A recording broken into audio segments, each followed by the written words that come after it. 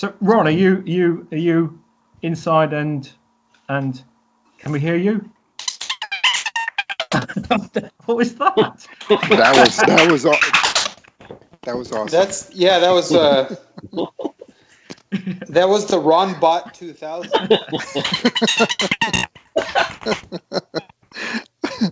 It's like a droid in Jabba's palace or something. I don't know. Yeah, that's pretty awesome. Oh man, you need to send that to Filoni as a soundbite. That'll be the new Chopper. Yeah, he's more machine than man now. Looky, Senator. Decent Jedi arriving.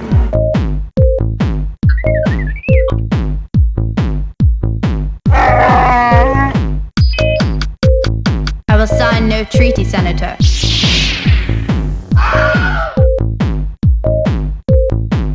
I am the Senate. This is the way.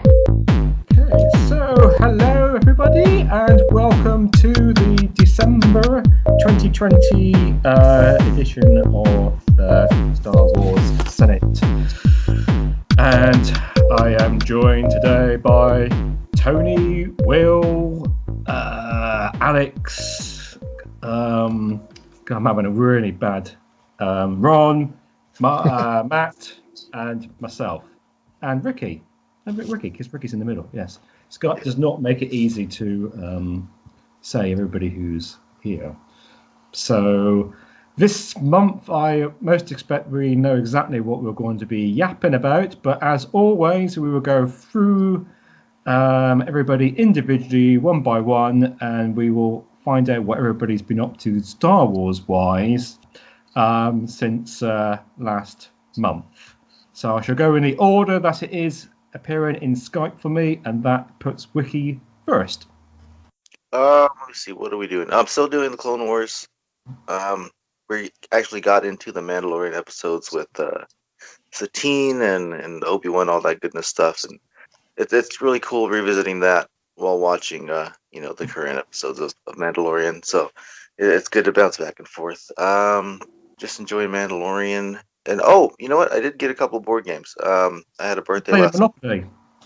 Yeah, I got the Mandalorian Monopoly, which it's kind of a different version of playing Monopoly. You have to actually there's a child game piece that moves around the board, and you kind of have to, whoever passes them gets to take possession of the child. So you're constantly trying to take it from the other players, and yeah, it's actually pretty cool. And there's the bad guy figures go around every time you roll a certain area of the dice, and so it has Moff Gideon, and it has Dark Troopers and all that stuff going around the board trying to. And you have to. It's like battle style with the dice, and you have to roll higher numbers and defeat them.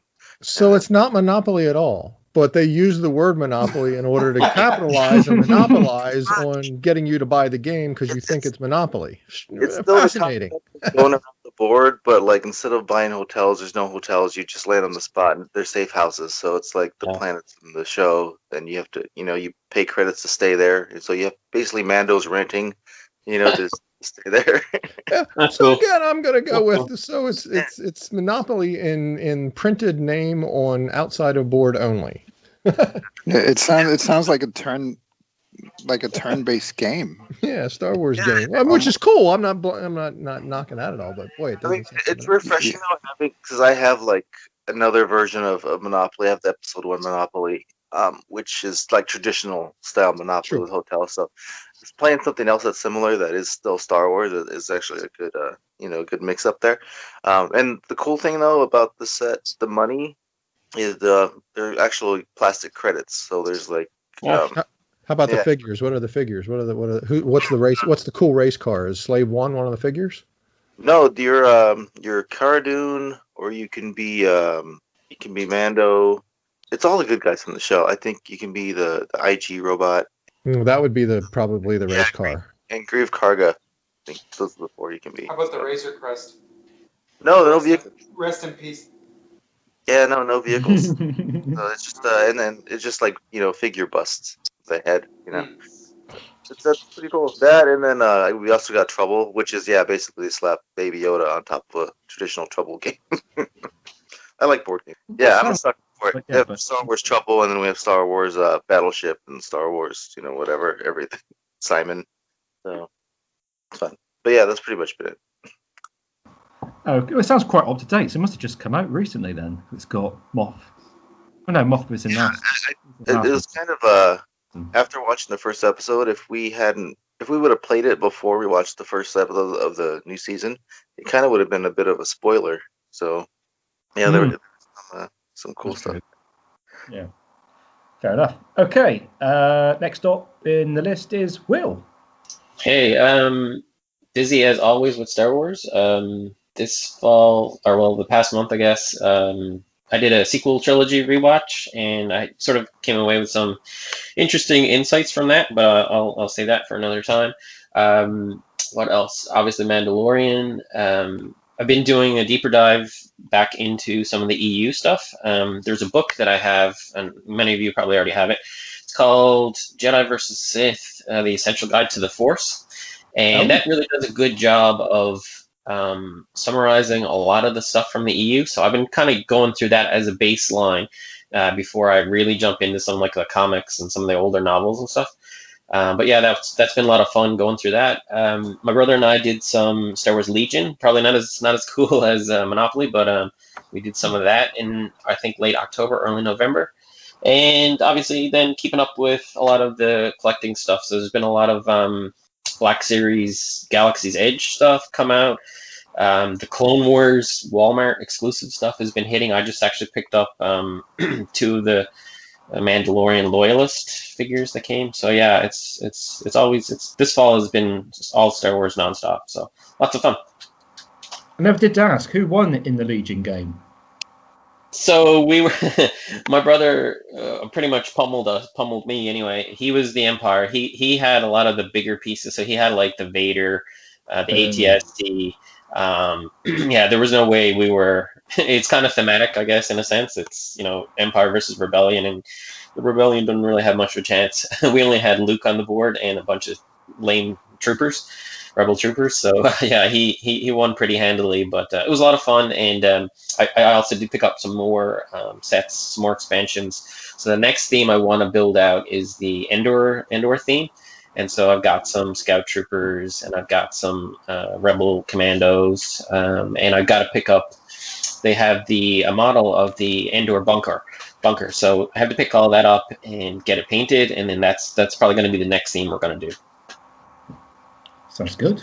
Yeah. Sounds good. You not have so much more fun than me. Okay. Right. Tony. Yeah, let's see. What have I been up to?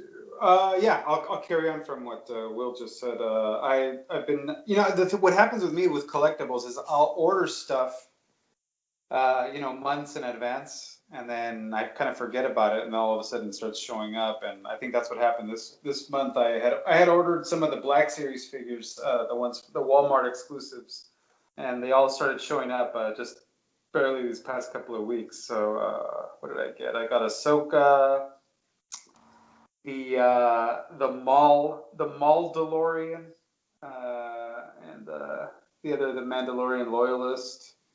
I think I'm missing one. I think I'm missing which is supposed to show up this week, the Ahsoka clone. Yep, so, the 332. 332, I think, is the division. Yeah, that's the one. So I got those. What else? And then I did some pre-orders, some Hot Toys pre-orders. The Tusken I pre-ordered, and I pre-ordered something else which I can't remember at the moment. So that's as far as collectibles, and then I've been doing once the Bo-Katan episode aired, I got back onto my Rebels rewatch. So I've been rewatching Rebels on season 2 at the moment. We're about halfway through that, and trying to get back into reading the Star Wars comics. Some of the arcs just recently finished. So I usually get them every month, but I don't read them until the arc's complete. Just because I'll forget what happens from one month to the next. So I think that's all I can remember at the moment. So watching Mandalorian every week, talking with you guys. That's about it. Yeah. Okay. Who's next in the list? We'll skip Alex for a minute. We'll come back to him. Ron. Hello. Hello, Star Ron. Wars fans. Sorry I was late to the party. Star Wars. So Alright. just life's been busy, so just staying up with the Mandalorian. I did post something in the chat that if you've got yourself an Ollie's, get yourself to an Ollie's. The board game that had Tarkin as an exclusive figure is unfortunately is very sad to see. It really hurt to see that many of them there. Or whatever. Anyway, it was being blown out for $8. $8 a game. Yeah. That was the original, the Death Star Escape one, right? Yeah, it's the original game from back in the day, but it Yes. included that The figure. Tarkin, the It was Kenner Tarkin figure, right? Yeah. Yep, exactly. It was a Target exclusive. Yeah, they had those for a while. I could not find one when I was looking for one a few months ago. So Yeah, okay. It just hit my area, Ollie's. But it does make great for it is going to make for great Halloween trick or treat fodder for next year's and following years, because I picked up a number of them for $8. That's an awesome thing, because it has the board game play, has the figure. So yeah, I'm looking forward to some smiling faces when I get to dole that out. I want to live in Ron's area. Yeah. Seems to be the best place to be for trick or treating and for picking up bargains. Well, those Ollies. Yeah, we don't have. I mean, I don't have one near me in California here. There's none, at least not here in Southern California. But I see people posting all these great bargains they get on Star Wars stuff, and I'm like, man, I wish I had one of those near me. Yeah, it's fun to see those finds posted or whatever, but yeah, finding them in the store is a challenge, and because not as easy as they make it out to be. Not so much. They don't have too many, and then people like me come in and scarf up, a whole bunch of them in this case. Yeah, well, I guess I could say that. I had that happen with. There's another chain called Five Below. Sure. And I have one just down the street here, and it was the same thing. Everybody was like raving about finding some of these rarer Black Series figures that go for a lot of money, and they were getting them like the Rex figure. They were getting them for $5 and just walking in and walking out with like a dozen of them, and I kept going to my store. They never had any, so just I just picture Ron walking around with the bounty fob looking for Star Wars stuff in that Ollie's. Yeah, Ron's car is now the Razor Crest. just goes around trying to find his bounty. Very good. Okie dokie. And Alex? Hey. You're doing some 3D printing again, are you? I in preparation to your question, Oh. I decided to start fishing around in my photos. So I posted a picture of an eBay purchase that I got. It was like $14 with like a $5 shipping. It came without wings or the cockpit canopy, and it's the U-Wing Hasbro toy. So it's pretty big. It's almost like 20 inches long, and it's about 8 inches tall. So there's a cargo hold. It's out of scale to the 3 3/4, but I think that that it might be the right size for maybe not Legion size characters, but anyways, I'm trying to scale it out. So I gutted the thing. I took out the whole mechanism, and I used a soldering knife, a soldering pen to cut the door out, and I had to rebuild the canopy out of styrene plastic. The signs, the for sale signs. So I thought it would be like a quick thing, like I'm just going to do this, that, and the other thing, and make it good enough to paint and display. But this is taking forever, dude. I'm like, who knew the geometry of a single cockpit was so difficult to figure out? So that's what's been taking up my time as far as Star Wars is, and watching The Mandalorian. Just finishing off biscuit, we're just talking. Talk amongst yourselves, Steve. So I flag any opportunity I can discuss them. Steve, you were I thought you so. were going to say that you put wires and string to keep that cockpit together. Yeah, right. and fishing net. Was anybody else a little? I'm sorry to get off tangent on this, but was anybody else a little concerned? You said that's a U-wing. That is one beat up. A U-wing's relatively modern, new. That is one beat and well played with U-wing. What? I took it. It came without the wings or the I think you overpaid. Yeah, I've seen 77 ships, 78 ships look, have better play. That's what dumbfounded me when you said a U-wing. Yeah, that's pretty modern. That's pretty. Alex, is it hollow inside? It looks to be hollow mostly. I hollowed it out. Did you? It had the Nerf mechanism. Oh, right. Okay.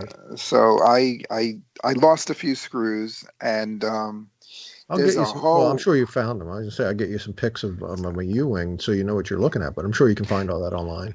No, but I thought no. This is what it's supposed to look like. Yeah. No, but I'm trying to make it look like the maquette that they have displayed in Lucas, and let me see if I can. Cool. That's gonna take a lot of work, I think. Yeah, the wings are gonna be a problem. It looks better now. Oh wow, that is pretty big. I cut the whole bottom out of the thing. This whole area. Sweet. This whole thing inside was the Nerf mechanism. I left this door in place. Yeah. But I'm gonna make this a sliding door. Nice. And this cockpit was hand built with as I said, with styrene plastic and some crazy glue. You gotta mock up the little space monkey that's shooting the gun on the side. Yeah, Bistan. Yeah. I'm definitely gonna. So there was a lever here that would operate the wings. I got rid of it for authenticity, and now it operates if you move one wing. Yeah, that's a really cool design and ship from the Disney era. I really like that ship. Yeah. This definitely stands the test of time as far as ship design. I might put a motor inside to work the engines. Sweet. But the scratch building this cockpit has taken so much of my time. It's I might just put it on the shelf somewhere with the rest of my stuff. Well, if you do that, we're just going to berate you each and every month, asking about how's it Where coming. is it? Yeah. Trust me, Steven holds on to things. I was going to say, what about that sail barge? Yeah. Say that box.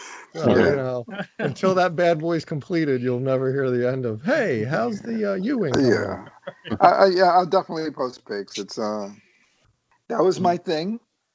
Does Matt want to say anything? Is Matt just listening? I think. Do you want your minute of fame? No, Matt, I can tell you what. I can tell you what I've been up to. I've been up to not a lot. Okay, next. No, Matt, please. Okay, go on. Well, I've been trying to read Aftermath again, the first Aftermath, that is, and I've only got a few chapters in, and I'm giving up with that because that's as bad as I remember it being. No more success than the first time, huh? It doesn't read any differently. Maybe try backwards. Right to left on the page or something. Get the German version.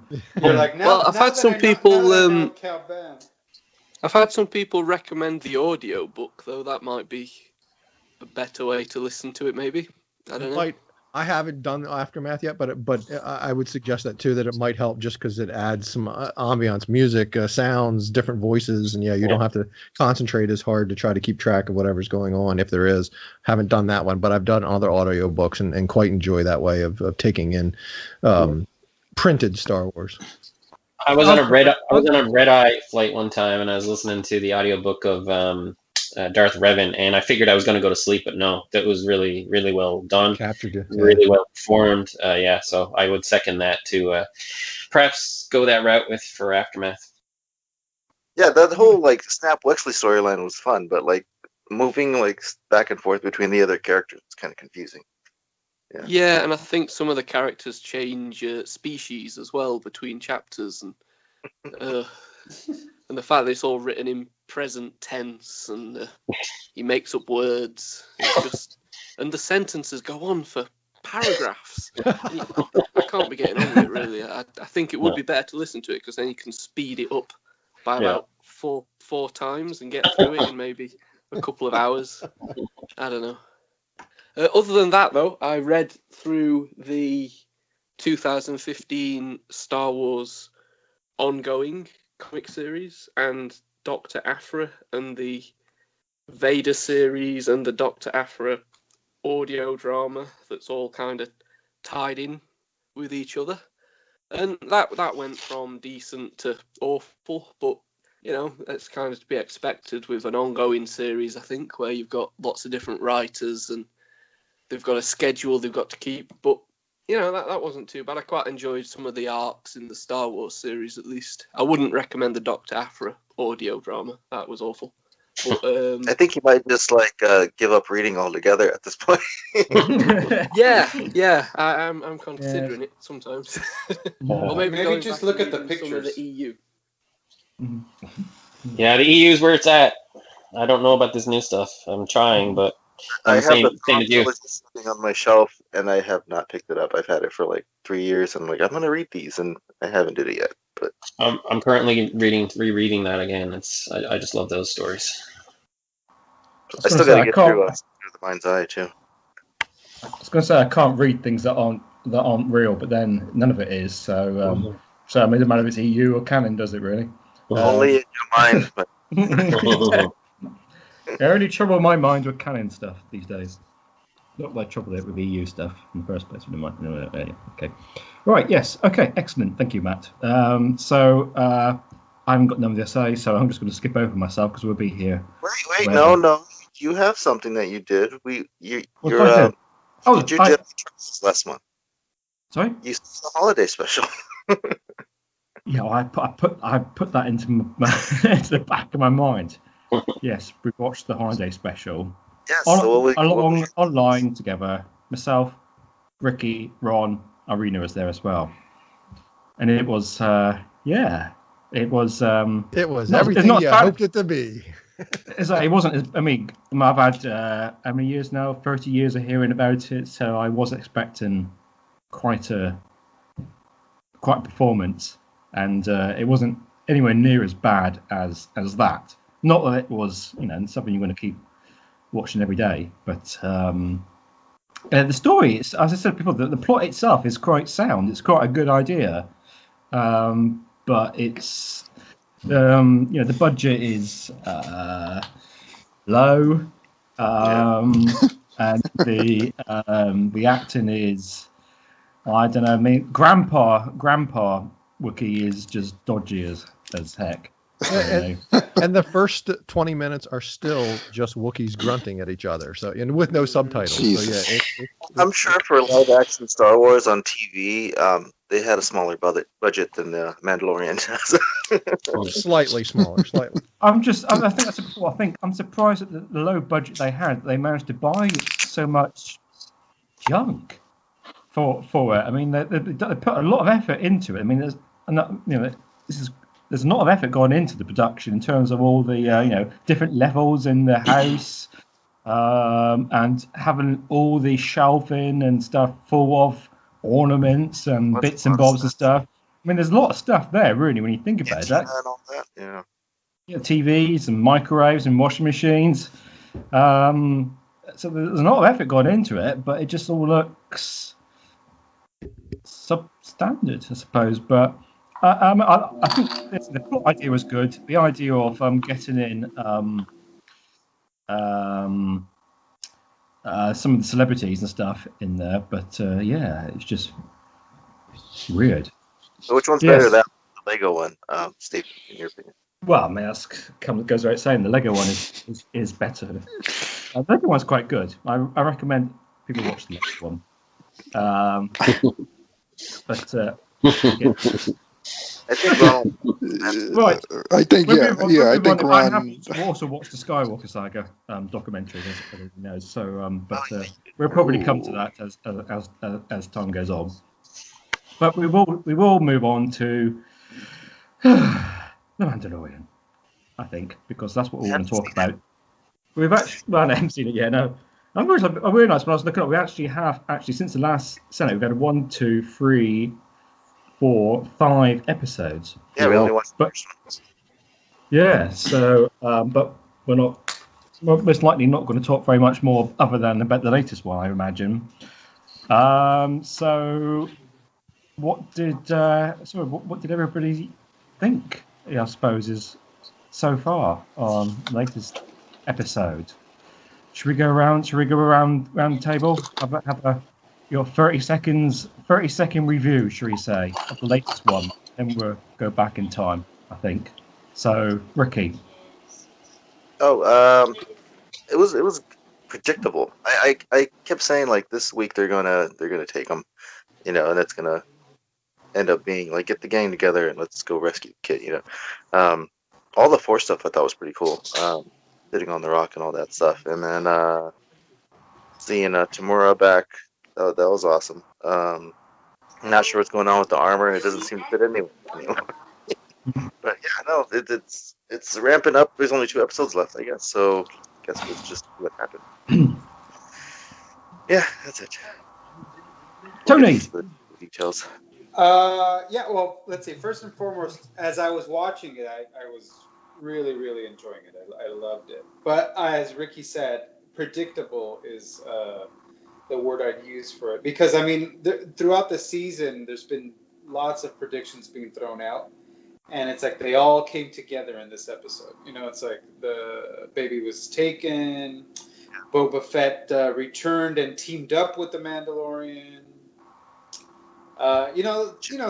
Certain things, I couldn't predict them immediately as they were happening necessarily. Like, because my gasping moment was when Slave One flew into frame.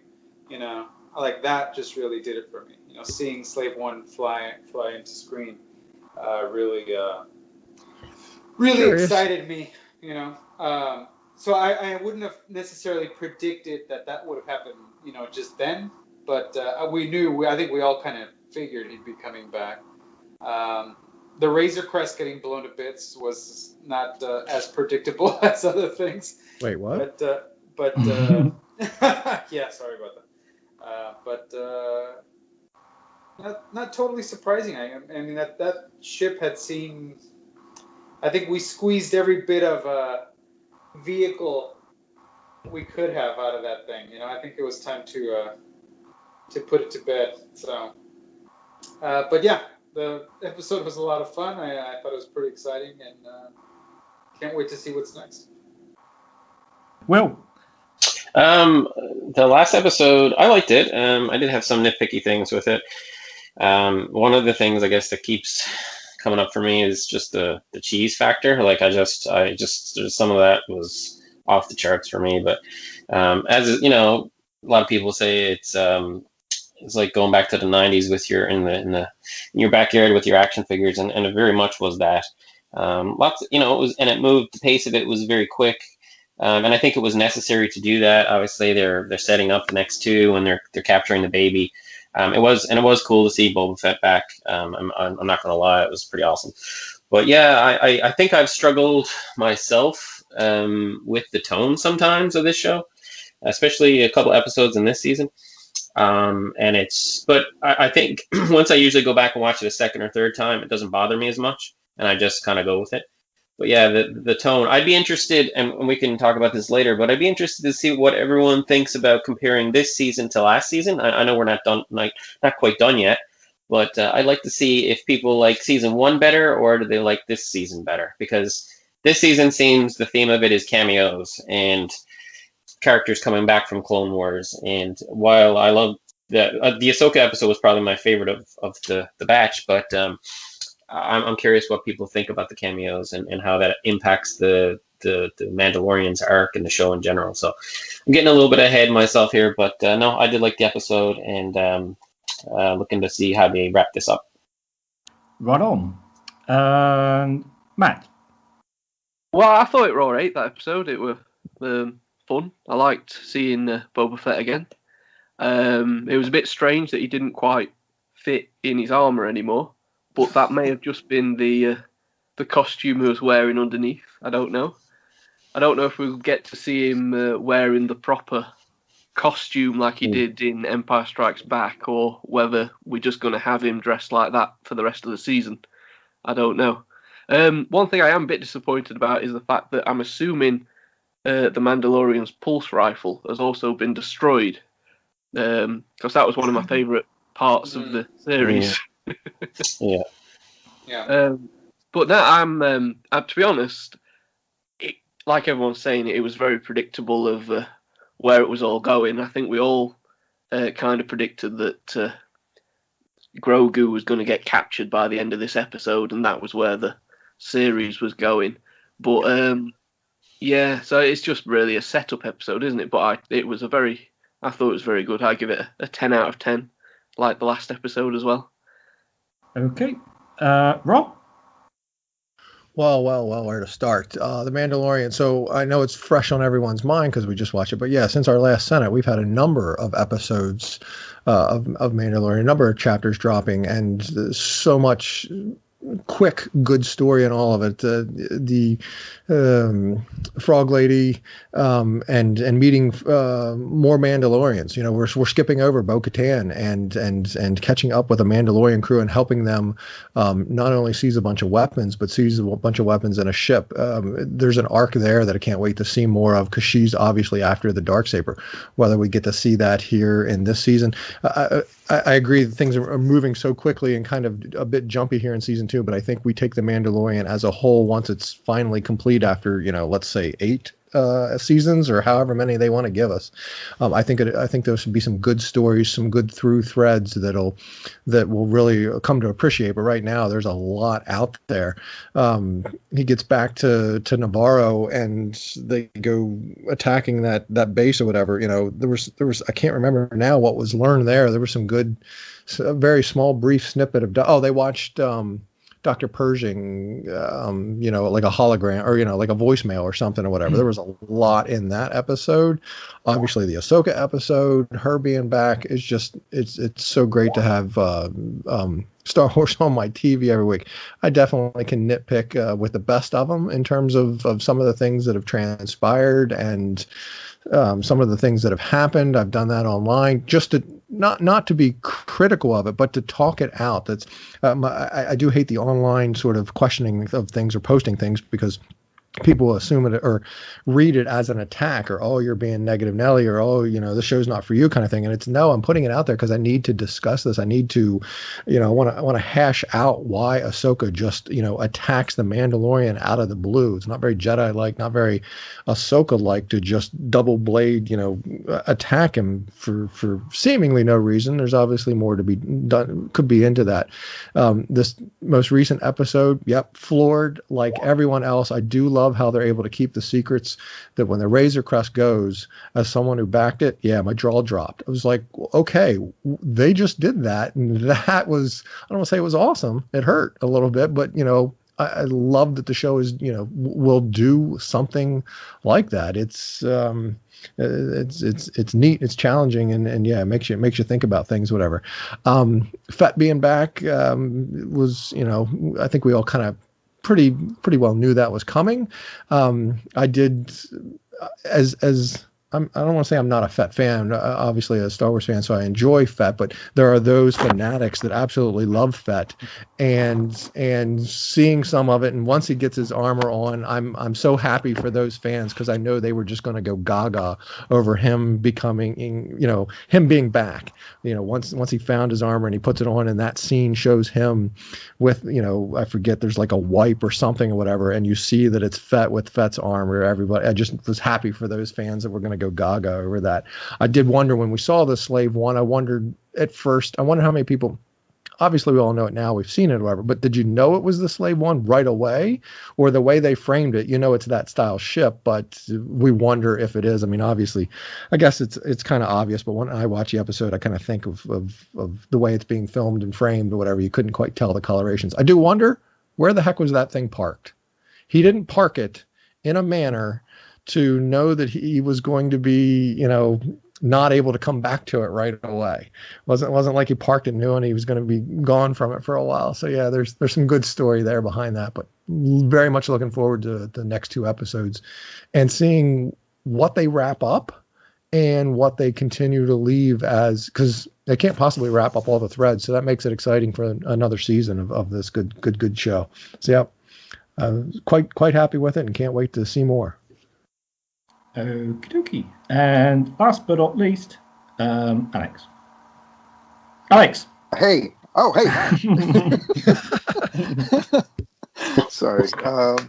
Look, you guys have you stole my thunder. I came last, so you guys have said a lot of the things, a lot of the things I was going to say. I loved this episode. This episode to me was the essence of Star Wars. Okay. Yeah, you know what? Han Solo and Princess and Luke Skywalker are gonna rescue Leia.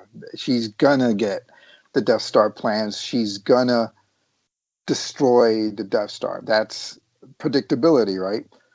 The thing is the way you tell a story, how you unfold the narrative, right?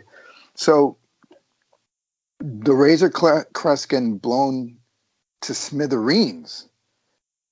A signature ship, right? You think of Han Solo, he has the Millennium Falcon. You think of Boba Fett, he has the Slave One. Think of the Mandalorian, he has the Ray. Oh, not so fast. That is a kind of a, it's, you've never had somebody's signature ship blown to bits, and there's no way it's coming back. This thing. Why not? You say that. I question that because the Razor Crest is a Camaro. It's the Razor Crest isn't the name of the ship; it's the type of ship. So he could find another old Chevy Camaro and be right back in it. The impression that they've been trying to push this whole show, first season, second season, is that this ship is pre-Empire era. It's one of a kind. Just like, when you see, like you were saying about Slave One, the markings on Slave One are green and red. Everybody knows that. This is the Slave One. It's, there's two ways that you can criticize Star Wars in general. You can look at it as, the storytelling. Is this Citizen Kane? Is this episode as good as the first season of is this season as good as the first season of Game of Thrones? That if you go to a steakhouse and you order a porterhouse steak, you don't expect hamburger, right? But if you go to a burger joint and you get steak that's well done and it's perfect, you're pleasantly surprised. Star Wars is hamburger. It's for the general masses. It's made in a way that's easy to consume, and yet George Lucas said about detours, and I don't agree with it, but a lot of Star Wars is intellectual yet dumb. It's I think that's the mass appeal. When people talk about the it factor, that lightning in a bottle that George Lucas captured, I think this episode caught that. Fennec Shand coming back, I'm like, of all the people to come back, and she's part robot now, I didn't see coming. I knew that Boba was going to catch up with Din at some point. He's been the Mandalorian that we've known in the films for the longest, so of course he's going to catch up with Din. But he's like, when he says, "I want to show you something. This armor is coded to me," and he shows Django. And Din says, "Oh, he was a foundling like myself." That could be a little bit of retconning, but it makes sense because this whole until the Clone Wars came out, Boba Fett was a Mandalorian. But I guess what I'm trying to say is that this episode opened a door to so many other things, and this season has been doing that. So. Look, Boba Fett looks at this Imperial cruiser and he says, "The Empire is back." Fennec Shand is like, "Why are they out here?" And of course, now we know they don't know this because they're characters in the show, but we know that this is where the First Order is going to start. And that will give way to the Final Order. So I fellas, we gotta, when it comes to stuff like this, and the nitpicking is natural. I think we want more from our storytelling. We all do. Ron, you in particular. But I'm just messing with you, by the way. But it's all good. It's all good. Yeah. But like you said, I wanted to clarify that because you're right. You're 100% right. If you say something that's a little bit critical, if you say that Cara Dune's acting is probably the weakest of the entire cast, you could be saying that because this is like one of her first few acting gigs, but at the same time, the negative connotation is always the first to jump to. I like to give people the benefit of the doubt. So yeah, you know what? This episode for me was perfect. It was perfect Star Wars. I don't think you can do action and progress the story and progress the characters any better than this episode did. Mandalorian says, "I will protect you." The last thing he sees is his child, basically, his foundling. And he keeps calling it, "I've been quested with returning this guy." When he's like, "Okay, grab the ball," and he grabs it, and he's like, "Dang, Jarek!" He was so excited. When Ahsoka's like, "Look, he has to reach out with the Force and this and that," and he didn't do it with her, and then he does it with Din. He's like, "I told you, he doesn't listen. He doesn't listen." But then when he did it, and he sees that he's bonded almost, like it's responding to himself. That's a father. This is a father type relationship that he never had with the Mandalorians. You know what I'm saying? There are when Boba Fett looks at this cruiser in low orbit, he's like, "The Empire is back," and Fennec is like, "No way. No way." What did they think all the stormtroopers were? That was an interesting thing to say. Myself, how did he to not be shocked, to say that? What the two ships just landed and dropped not a garrison, but dropped a whatever of stormtroopers. Well, they're just guys out for a fight. That was an interesting thing to say. I mean, you needed it in the story, but I think it was more because he saw the big ships and wow, they're coming back. They're powering back. He obviously knows still stormtroopers about, but he doesn't perhaps know the implication to this cruiser, as opposed to two dropships, as opposed to a contingent of Moff Gideon's men landing on some backwater Navarro.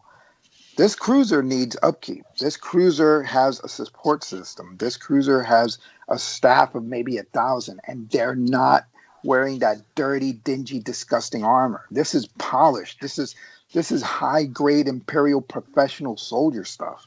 So that's my point about the troopers. They weren't remnant troopers. Not that Boba Fett knows what remnant troopers are, but Mando would have seen them, whatever. And they were drop ships, not cruisers, not fly around. So you knew they kind of had to come from, or you could have assumed they had to come from somewhere. So anyway, it needed to be said in order to enlighten for the audience, for that lay fan that's watching this. But orbital combat, orbital bombardment.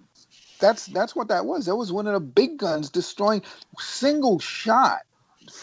Destroyed the Razor Crest. He gets fly casual close. Why did they not take out the Why did they not take out the Slave One? Why did they not bother with the Slave One at all? I want to say that's a callback to when Han Solo could find him when he tracked him and stuff.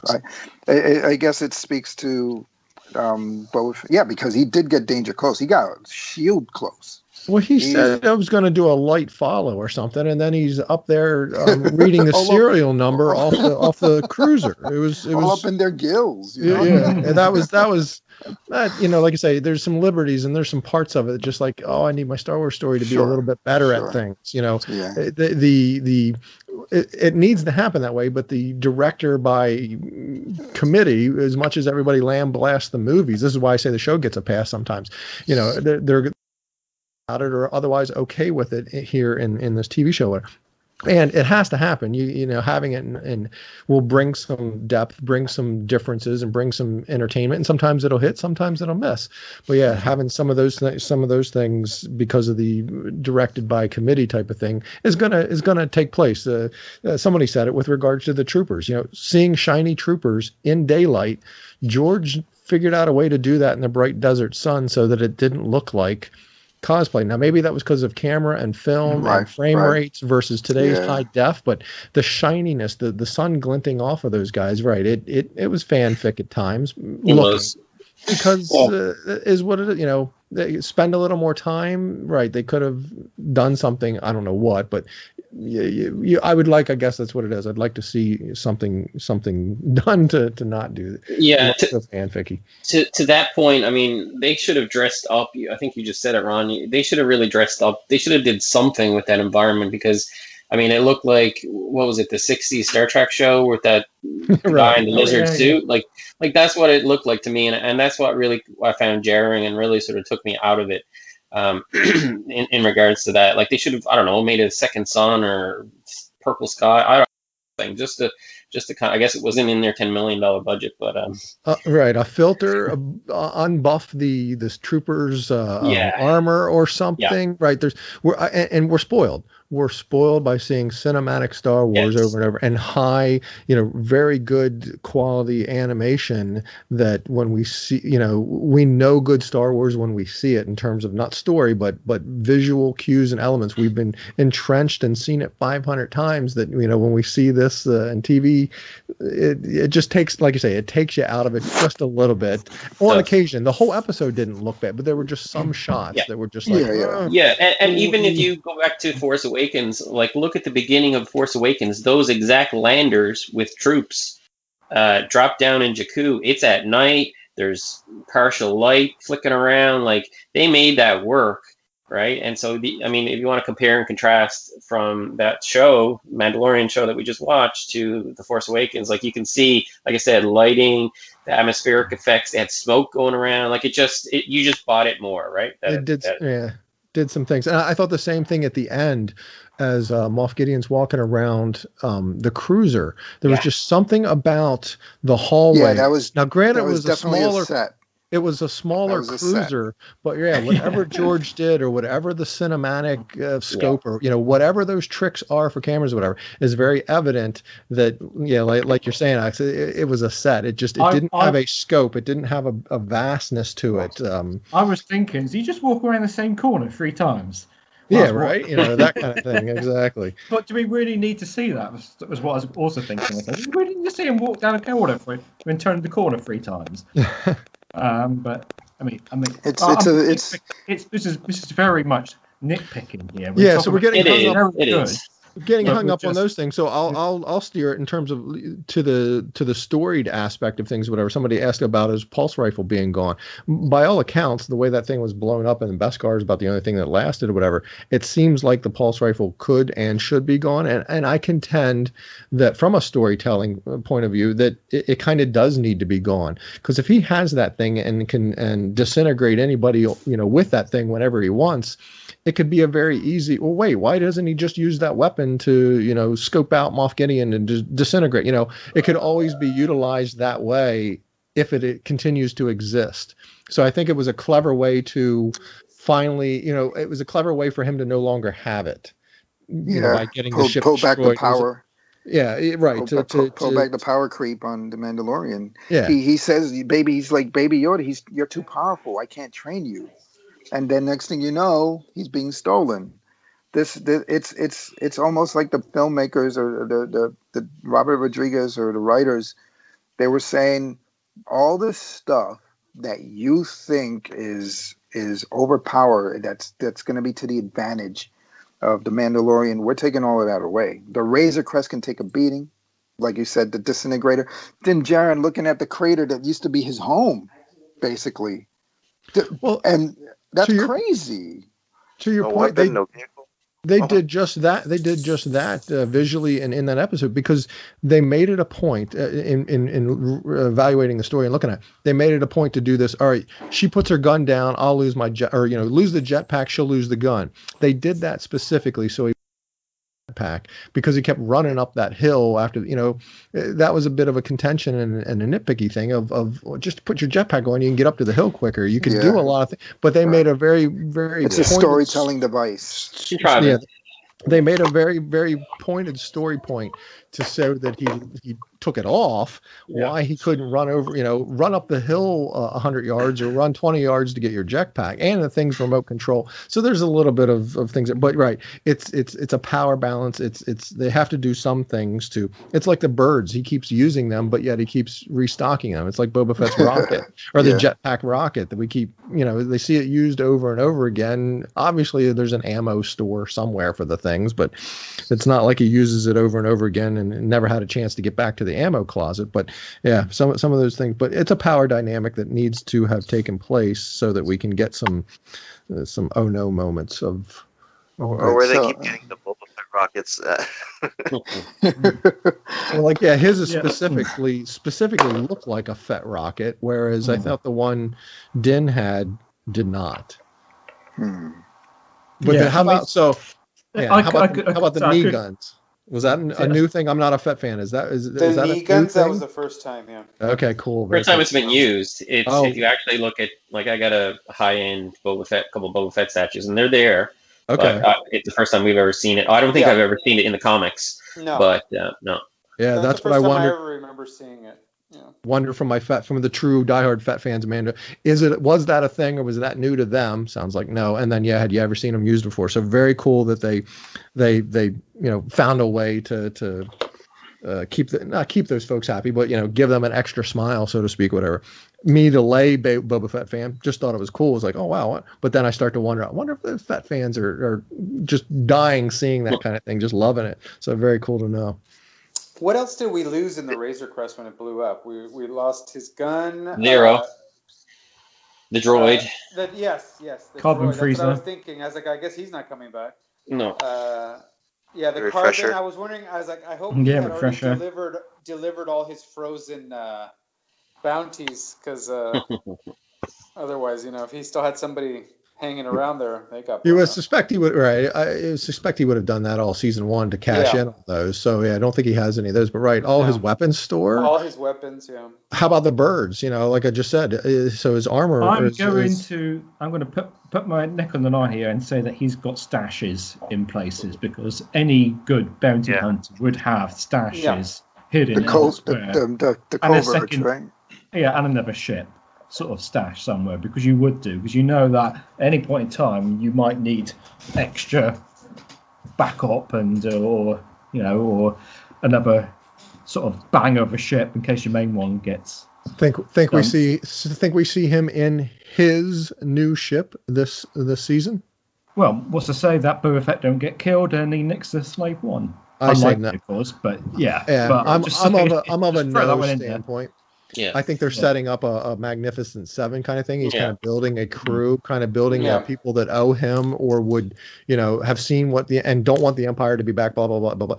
So in the next two episodes, I think we see a bit of a Magnificent Seven type of, it's a storytelling beat that works all these years. So why not? I was saying it was he's putting together his Dirty Dozen. There you go. Magnificent Seven, Dirty Dozen. Anybody ever watch Miami Vice back in the day? Dating yourself. I know of it. But I know anyway, it was. I had a flashback to Miami Vice because really, the character Crockett, played by Don Johnson. For anybody who knows what I'm talking about. In one of the early seasons, I think it might have even been like the second season. He had a car that he drove around, and they blew it up. So and then he ended up getting a Ferrari Testarossa after that. So I had flashbacks to that when they blew up the Razor Crest. I was like, oh man! I was like, he went out just like Crockett's car. So. Maybe he'll get something pretty fancy. Something fancier the next. Right, exactly. I found it interesting that those online was just like, oh, those poor people that back the Razor Crest, or bet they're hating life or whatever. And the barge wasn't on screen, but for 10 minutes. exactly. Not super. It's iconic in its shape and all that, but it wasn't a very cool or didn't do a lot of stuff, and that got backed in love. So yeah, I can't imagine why. Just because it happened, you were expecting to play with it while seeing it. But Exactly. I think those are all the people that obviously didn't back it. Yeah, right. I mean, if you're getting it because you love the ship, not whether it's here or it's not. It's like you still love it. So yeah. Fun little side note: you can actually blow up the Razor Crest in Fortnite right now. So yeah. Really? Yeah. Could you not before Friday? Yeah, before the new season, Mando's there. He's on the Razor Crest. If you approach it, he comes and attacks you with his what's in it? The stick that blew up too. What do you guys call it? His weapon. The Esquire staff. Yeah. So he has a pulse rifle and he shoots at you, and you have to attack him, and you can take his ship and take his jetpack from him. So if you're good enough, or you'll die. But yeah, it's just my favorite part of this episode that just happened was seeing Tamura just say the same line that Django said in episode 2, where he's like, "I'm just a simple man trying to make his way in the universe." That's my favorite Star Wars line of all time. So just to see him, he sounded great. Yeah, he sounded great, man. It's just to point out that he says galaxy versus universe, changes it up a bit. No, he says universe in the in episode 2. Potatoes. Doesn't he? No.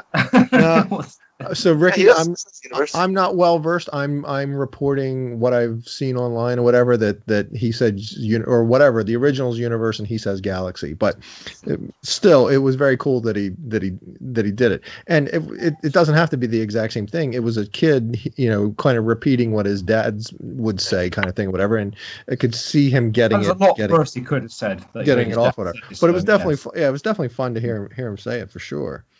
Well, see Boba Fett do all the stuff that pretty much Django did in episode 2. That's pretty much one of the reasons why I really like episode 2 so much, is because you get to see like Boba Fett stuff, where in the OT, you just see him a couple seconds in the scene and then he gets hit with a stick and falls down into the pit. But seeing actual Boba Fett now, finding out two guys doing all this cool stuff with this jetpack. I was awesome.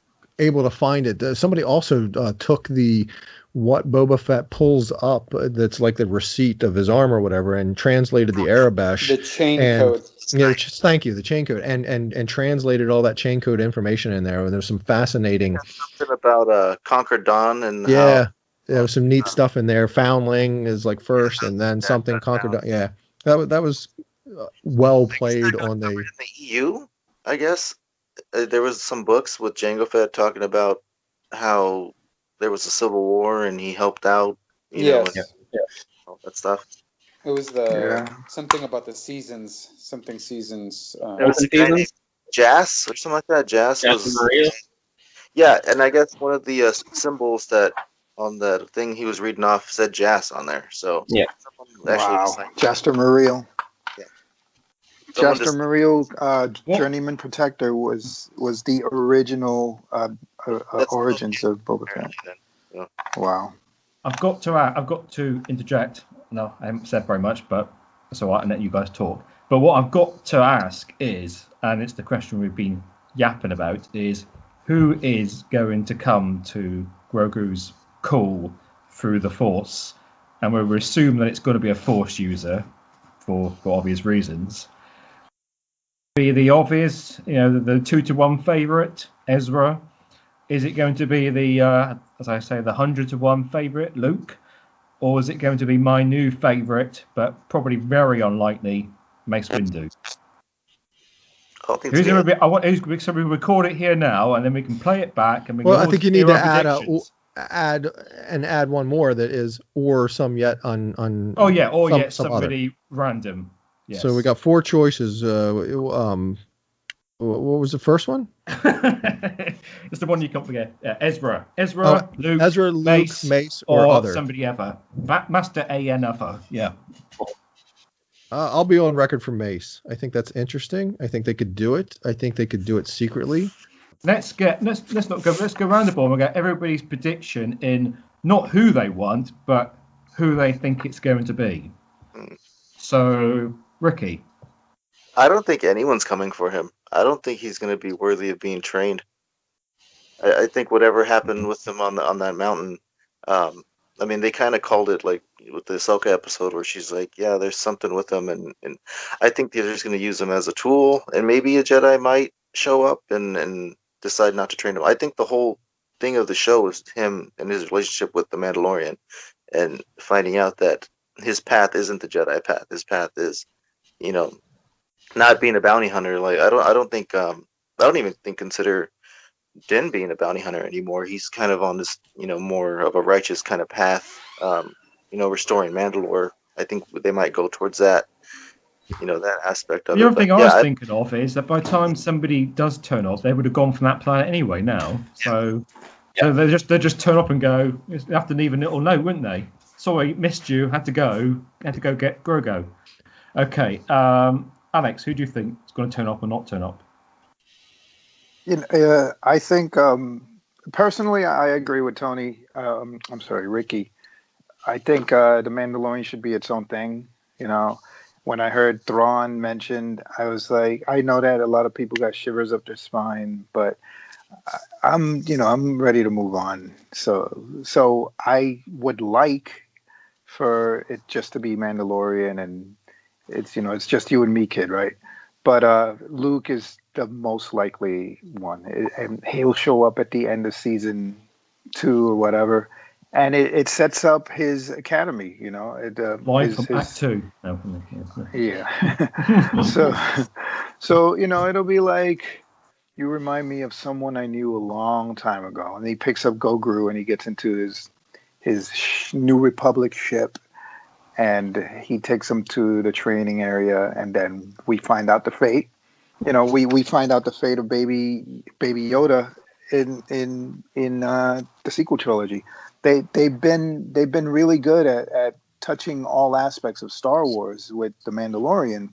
EU, OT, cloning technology, all that. They've been really, Favreau and Filoni have done an excellent job of making, people say the universe gets smaller, in a sense it does, but what the Mandalorian does is these branches stretch out from a root that's already been established, and somehow these branches touch other trees that already have roots. So it's almost, I love the interconnection of it. The Dark Troopers, the Dark Saber, Ahsoka, holy crap, dude. Who's your master? Where's your master, Thrawn? Ron mentioned something. We always, with the new shiny thing, but we saw an episode where Din was supposed to be showing up at a forest planet, and it's ashes. It's burnt down trees and these giant weird creatures in the background starving because they're trying to eat what's left of these trees. And the only outpost was run by someone who's connected to Thrawn. I guarantee you that was orbital bombardment, and that was some kind of cleansing tactic that Thrawn and his Black Fleet or Chimera Fleet was pulling off. Nobody said they thought it was amazing that Mando actually found the temple and the whole planet, right? And there's obviously no signposts. Or anything like that. Yeah. Let's have a look around here. That must be it over there. That little ruins over there. Put a pin in that. Get everyone else's thing, whatever, and let's come back to that because I got something on. Okay, well we'll try and make it slightly quicker. Not that I'm saying that I actually talk too much, but Will. A few things to say here. I guess to Alex's point, ultimately I think it should just be Mando and Baby Yoda. But I guess if it had to be somebody, I would like it to be Luke. But another but here. I think if I've just kind of been adding up some evidence and some things I've seen, I think it might be Ezra, because Favreau before this, so back to the real world, Favreau in the media, sort of the lead up to this show coming out, he said that they want to open this up to a wider world. I feel like Ezra coming back with Ahsoka and Bo-Katan, that would be the way to do it, because Ezra directly connects to Ahsoka, and Ezra also directly connects to Sabine. And if they want to spin off all these shows into different ways, they could do it that way. I do think, though, I don't think we might get a hint of who this person is. Just like we saw the feat of Boba Fett in season 1, I think we won't probably know the full ramifications of who this person is in this season. I think we're going to get a little tease of it, and then it will carry over big time into season 3. But yeah, I say Ezra because of a couple of things. There's an actor in another show, and he's been teasing some Ezra things a lot lately this fall, and I kind of got a feeling. I actually Googled this. I think there was actually a casting call for Ezra last spring, and they said it may not be directly related to The Mandalorian, but there was a casting call for Ezra. So again, just rumors, speculation at this point. But my question, I think Ezra is more likely. But my question would be here is, if Grogu reaches out with the Force and it goes around the Force universe sort of thing, calling all lone Jedi and stuff, why wouldn't Luke return the call? Yeah, it's a good point. It's a good question. It's a good question to see that. And again, it goes back to how many freaking Jedi are out there now. Like there should only be 1 or 2 at most, right? And it's we can talk about that in another session. But you would think it would be. Where are they in the galaxy? Closer to Luke's last known. I mean, it's 5 years, so he could have been. But where are they in the whole galaxy or whatever? Are they closer to Ezra? Closer to. Yeah, I think Ezra's last known location, or closer to Luke's last known. I think Titan is supposed to be in the Outer Rim. I've heard some conflicting reports of some EU has it actually in the Inner Rim, but I think from the KOTOR game, I believe it's in the Outer Rim. And Ezra presumably went to the Outer Rim with Thrawn, because Thrawn in the EU, it's always a big thing that Thrawn comes back from the unknown regions, and that's obviously the Outer Rim. So you would think if they're in the Outer Rim, Ezra would probably hear it. Anybody else want to? Who we talked to? Tony. Yeah, I mean, I'm pretty much in agreement. I mean, my money's on Ezra, just because I think this. As far as the animated series and now the Mandalorian, it's all Star Wars, but I think this is kind of all part of the Filoniverse. You know what I mean? Yeah. So, and he's never really brought in a lot of the big guns. He'll kind of. I mean, he has, I guess. Like he's dropped in Lando or Leia in Rebels, but bringing in Luke. Yeah, bringing in Luke. I mean, I guess I would like it to happen. Let's just say, but I just don't see it. I think for me, it's more Ezra, and it ties it more into the actual Filoniverse. Plus, I really do think this whole season, as much as they would like to say it's not, but I think it is about setting up other things. Like the Rebels spin-off, the possible Boba Fett miniseries, the possible Ahsoka series. So, I mean, bringing in Ezra is just another piece of that puzzle. But I mean, yes. Ultimately, though, I just do not see Grogu becoming a Jedi. I just don't. It's really been about the bond between Din and Grogu. With the father and the son. Now they're bringing in Boba Fett, which is again a father and a son Mandalorian, both a foundling and his son. So again, you could say it's a foundling and his son. They're really kind of tying that whole thing. I personally just don't see Grogu becoming a Jedi. I mean, Ahsoka basically said it herself. She didn't want to train him. He's not ready, which doesn't mean anything. I mean, if he's going to be trained, he's going to be trained regardless of what Ahsoka says. But I just don't see it. It just doesn't seem like that's the. They're kind of trying to point us in that direction. That we're really trying to get him to the Jedi, and but it just doesn't. It just doesn't. I don't know. To me, it doesn't seem like that. I mean, to me, the story's more about the bond between Din and Grogu. And them finding each other and finding their own way together in the galaxy, not being what they were maybe supposed to be, but what they want to be. So yeah, I don't know. That's my take on it. But I mean, we'll see. Could be wrong. Yep. Matt. Hello. Hello. I'd be happier if it was Luke.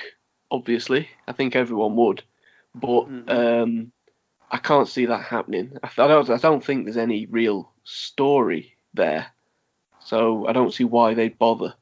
Whoever's going to show up or whoever he's communicating with is going to set up the next season and where the story's going. And so if they introduce Luke, that's going to be a huge difference. Either you're going to have to cast somebody that's not Mark Hamill, which I think could be a bit of a I don't think it'd go down too well, or you'd have to use CGI to de-age somebody, to de-age Mark, and that's just not going to be within the budget, I wouldn't have thought. So it's going to be Ezra, almost certainly. What if it's both? It could be thinking, both. Yeah. Well, I just popped into my head. What if, Ezra is already integrated with Luke, and they both turn up in some degree, but it's more an Ezra thing, and then Luke just goes off. Because Ahsoka's still got, and Sabine have still got to go out there and find Ezra, so he's not with Luke. I'm interested, Matt. Your refutation or whatever you want to call it of Luke being the mentor, because it's a dead end for the Mandalorian, makes me think that maybe it's a dead end for Baby Yoda. Maybe that's where his story ends, and Mando's story becomes more of a story of self-discovery. They keep hinting at him letting go of the kid, So it's like everywhere he goes, he's like, I have to, if they want you, I have to, my quest is this, he's duty bound to bring Grogu to his own destiny. If somehow Luke shows up and this is his destiny, Mandalorian might be, okay, look, it's been nice knowing you.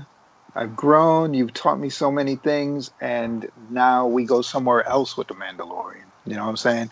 Yeah. So maybe that's the opening. Maybe the stories, all the stories that have to do with Baby Yoda are being told, and it seems to me, it feels that the last few episodes have moved away from Baby Yoda's powers. I mean, even with Moff Gideon, you show that he's throwing stormtroopers around even at that age, and yet Gideon knew. He's like, yeah, the power.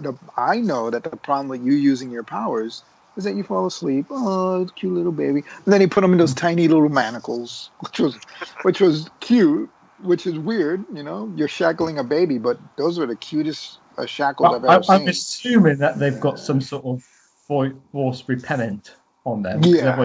Wake up and do them, couldn't they? Yeah. Yes. Alex, speaking of cute babies, you said you got the little animatronic one. My daughter just got for her birthday that we got her that. So he's asleep right now in this little crib. Cute little baby Grogu. So you still have yours, just like. She turned him off. So. He snores just like he did on that rock, right? It's pretty awesome. I wish he was. I wish he was a little bigger though. Alex, getting into what you're talking about, I think the show is probably gonna. I mean, we just saw this last episode. He lost his ship. He lost his weapon. He lost.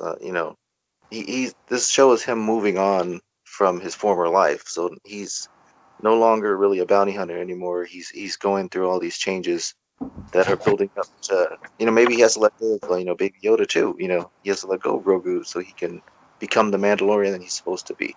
So I think going on.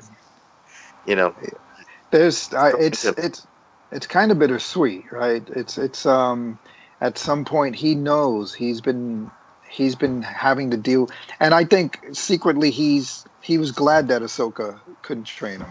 Secretly he was glad that there might not be somebody out there who can take him, because I'm not saying it's a masculine macho man thing, to not talk about your feelings, but maybe he's dedicated to his way, right? The last few people who have been wearing Mandalorian armor haven't been Mandalorian. That's gotta mess up. He's like, where did you get that armor? He's like, you better take off that armor. You were not. You, and they're like, look, there are other ways than your way. And she throws it back at him. She's like, this is the way. And he's like, don't talk to me like that. So I think like you said, there does seem a kind of a division, a wall, or almost like we're being told this kid's not going to be around for the rest of Mandalorian's life. I mean, also maybe they won't make the Mandalorian go 20, 30, 40 seasons. Maybe they'll decide to gracefully bow out and say this is the end of the story, which sounds like a Filoni Favreau type of thing to do. And now we're taking this story. So maybe Mandalorian ends with Luke Skywalker taking Baby Yoda and Mandalorian going off with these other weird Mandalorians who aren't really Mandalorians or aren't his idea of a Mandalorian, and then just taking down the Gideon. Gideon is the final boss. He's got to be. These Dark Troopers showed up, and they looked like, I mean, they were literally machines that like tanks on feet. And what did they do? They just grabbed Baby Yoda and split. This is the portent. Without knowing how many seasons there are, we can't really say where this story is going to go. I'm not mad. They did say about season 4, didn't they? They said about season 4. 6 or 4? I seem to remember something about season 4, but I might be imagining it. Yeah, I think 4's already in the works. Like 3's already being worked on, and I think they had said for sure there was going to be a 4. I do wish the seasons. I wish we got longer episodes and longer seasons. I think they could. What is it with all the time, the lengths all over the place? What's that all about? I do like the pacing of it. You get a condensed show. You got 25, 30 minutes, and you have to cram so much in there, and it kind of helps the story go along.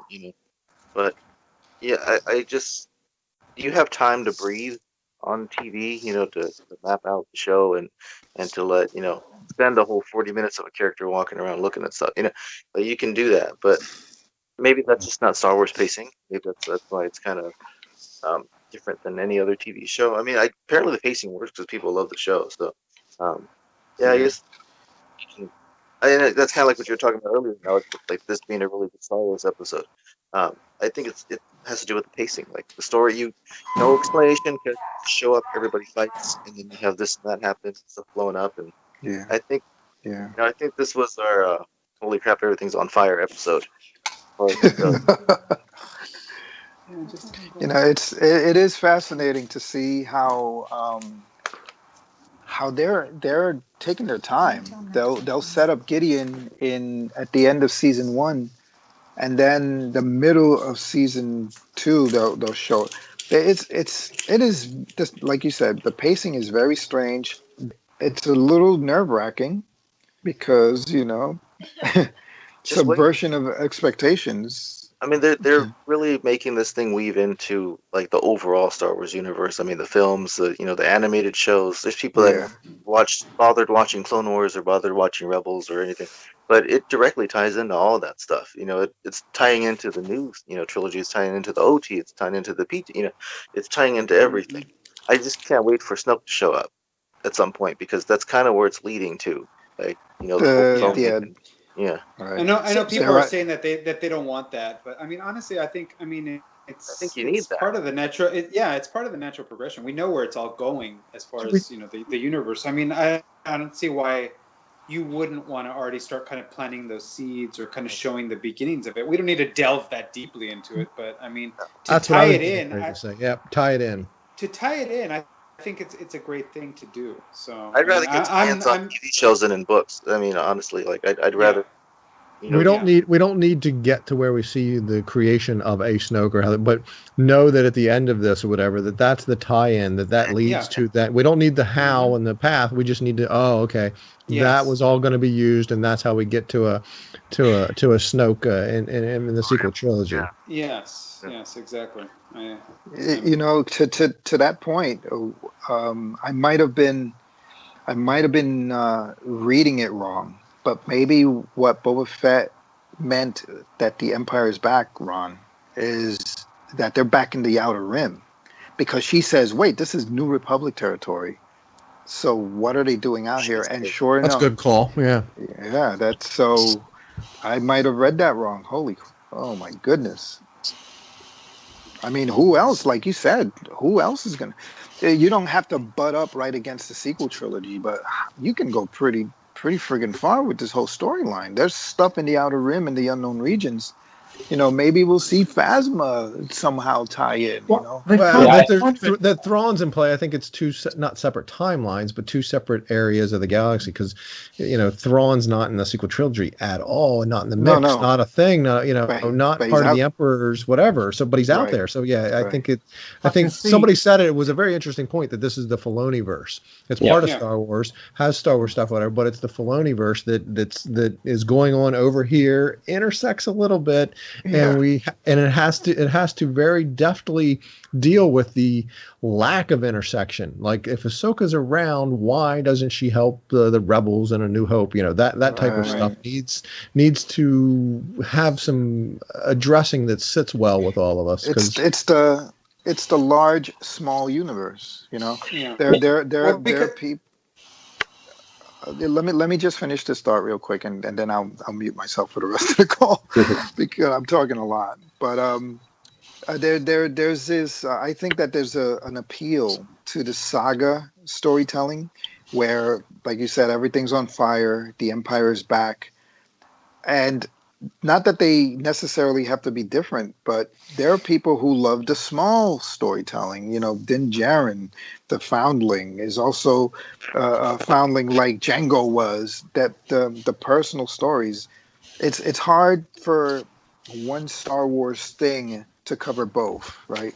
So, the Thrawn thing might tie in more to the saga stuff that people like, and the Din Djarin thing might tie it more into the Rogue One, the personal storytelling, solo storytelling. Can I just jump in real quick before you finish there? I just want to quickly say, so Matt might know this, but in that Aftermath book, they talk a lot about unknown regions and Outer Rim, and they talk a lot about there's Imperial councils that they're having about what are they going to do next, how are they going to, and there's always this mysterious force behind that council. So Alex, to what you're talking about, this unknown region and that Boba Fett is saying, oh, they're back in this part of the universe. Yeah, that's exactly what they were talking about in those books. Matt might be able to speak to it better than I can, but that was one thing that did stand out to me. It was all these they were on the Outer Rim and in the unknown regions, and they were making plans to come back, and they were making plans what's next and who's in charge. Yeah, but Aftermath, they were even meeting that, like, oh, we only have one Superstar Destroyer left. What are we going to do with it? Let's go attack them. Like, no, let's hide in outer regions and rebuild, So, him saying they're back, they'll come back. Holy crap! When Rebels started, the big bad was the Inquisitor, and then he got taken out at the end of the first season, and then you move on to like his boss, right? Then it moved on to then Darth Vader came in. So I kind of get the sense that they might do that with Moff Gideon too, where we think like, oh, he's the big bad of this series, but then he's going to get taken out, and then maybe that's where Thrawn will come in. I mean, they already name dropped him, so maybe that's where he'll come in. Then he'll be the big bad, Yeah, that's the hallmark of Star Wars. I mean, Vader and then the Emperor, right? Yeah, there's always somebody else. Now that's genius, because there's always a bigger boss.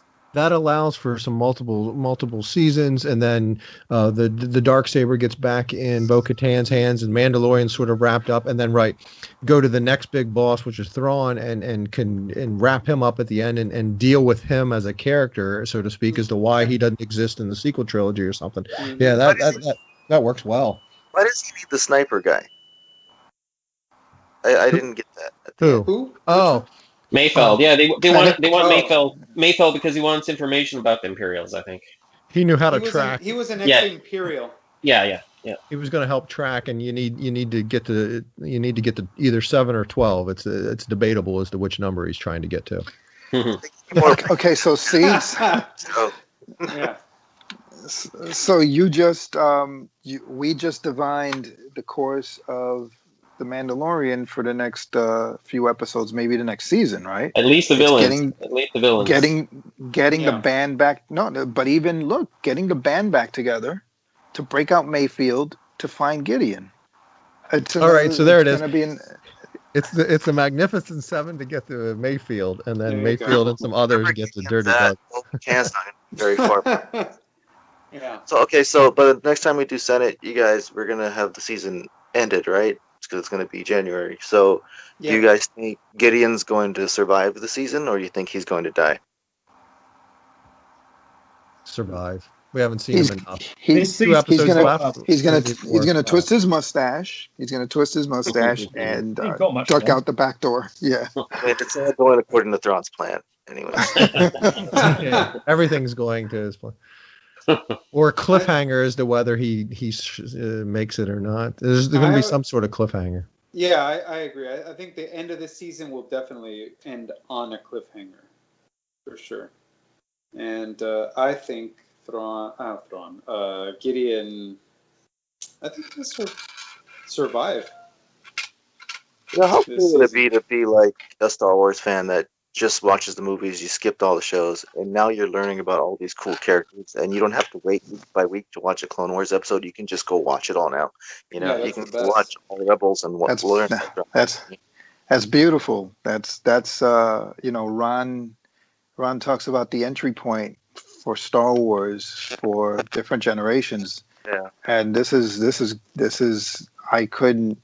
The Mandalorian is I'm gonna overstate it, but the Mandalorian is a gift. It seems to be the one Star Wars thing that Lucas has done, besides the last part of Rogue One, where everybody's like, yeah, this is where it's at, and your mileage may vary with that sentiment, but the fact is that there doesn't seem, except for Ron hates it. There doesn't seem to be a lot of people. It's more universally loved by even hardcore fans and casual. Yeah. And some which there is a striation with the fandom as far as someone saying I'm a better fan than you because I know more. This is a thing that I didn't know about, the Aftermath part where they're in the outer regions discussing what they're going to do with the remnant. Yeah. But if you're tuned into that, you pick it up. You know what I'm saying?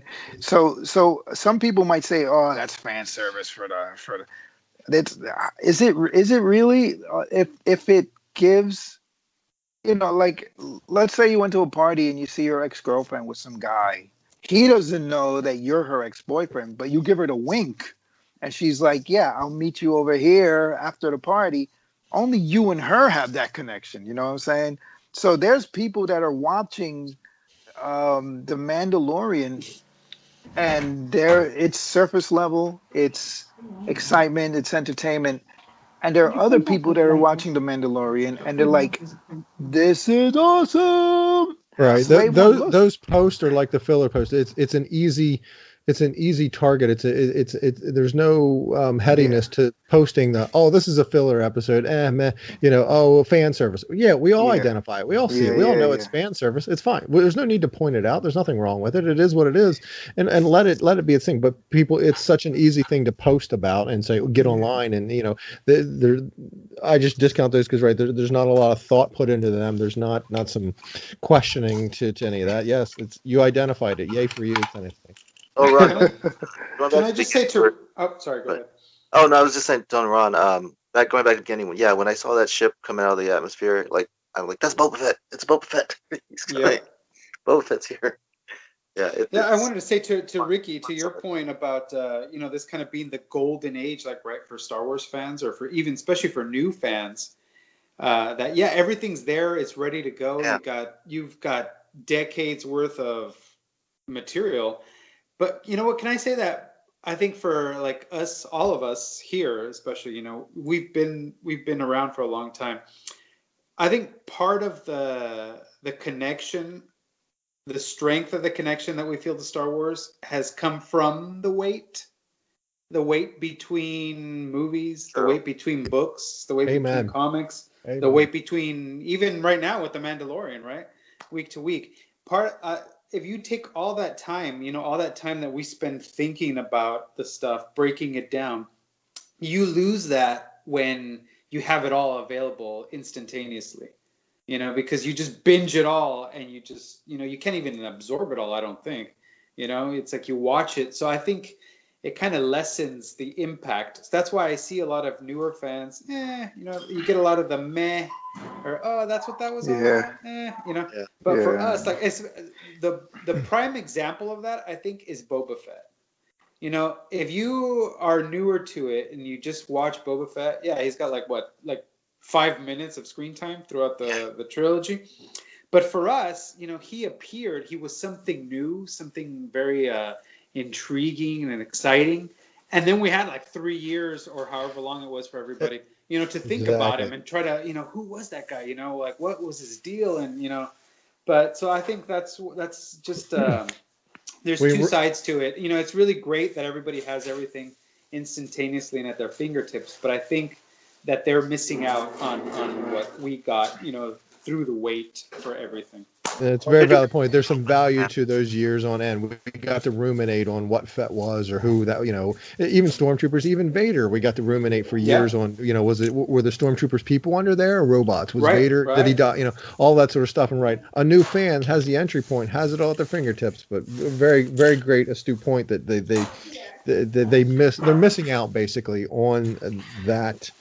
Yeah, depth. They're getting that right now with this show, though. They have to wait every week for the show. So touche, right? They get a little taste of it. Thankfully, that they didn't drop all the episodes at once. I really think that's a genius move on their part. That it gins up chatter, talk, and everything versus having it all at once. And they get a little taste of it week to week now. And we get to say, I will gatekeep a little bit and go, week to week, whatever, tough guy. Try 3 years. 3 years and then decades between. Yeah, right. And then not even thinking it was coming or getting anymore, and having decades. We trudged through that Aftermath book, even though it was not very good, because that's what we had at the time. We were waiting for the next book. So we read Aftermath. We read, we read the Thrawn, but I didn't read them yet, but we read the Thrawn trilogy because that's you did what you had, at the time, the wait. So, but I mean, as long as you appreciate the, with the content and like you said, people see stuff right away and they're like, yeah, that's okay. I'll bring up around the table quick with regard to Grogu's name. We passed over that episode big time or whatever. Shocking that they named him, right? And just it's like, oh, okay, wow, there it is. Much like Ahsoka's appearance. I mean, her lightsabers are like the first 5 seconds. You're just like, well, okay. They're not beating around. They're not going to slowly roll this out and give a reveal and a aha kind of thing. Where it's like, boom, there she is swinging sabers. It's not mine. I heard it reported. I guess I read it online because that's the only place I'm at or whatever. That the Grogu was an interesting. Somebody had a thought or dissected it that maybe it's an homage to George Lucas. George Lucas, they did something there to do his letters to get Grogu. And I like that because Yoda was Lucas's. He held on to it for so long. Species, blah, all that sort of stuff or whatever. That to give it that sort of name that is some sort of whatever you would say, the creation of it is has a basis around his name. I thought that very clever, and I hope that's true. My daughter still calls him Baby Yoda. She doesn't like Grogu.